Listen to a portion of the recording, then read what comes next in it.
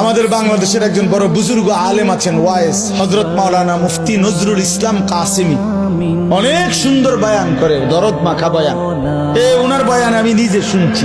উনি বলছে শুকর সকালবেলা যখন ঘুম থেকে উঠে, ওনার বয়ানের তো শুকর চোখ একসাথে মেলে না, মানে আমরা যখন চোখ খুলি না ঘুমের থেকে, শুকর একসাথে চোখ মেলে না, মানে পুরাটা খুলে লায় না আর কি, একটু একটু করে খোলে, একটু এরকম আস্তে আস্তে চোখ মেলে, মানে একটু একটু করে চোখ মেলে।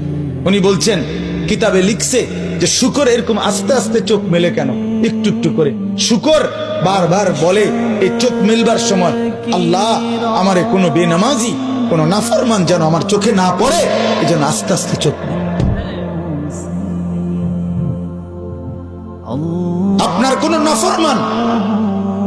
আপনার কোন নাফরমান বেঈমান যেন আমার নজরে প্রথমেই না পড়ে, এই জন্য সে আস্তে আস্তে চোখ মেলে। আমি হুজুরের বয়ান শুনছি। তোমাকে শুকরে ঘৃণা করে, কুকুরে ঘৃণা করে।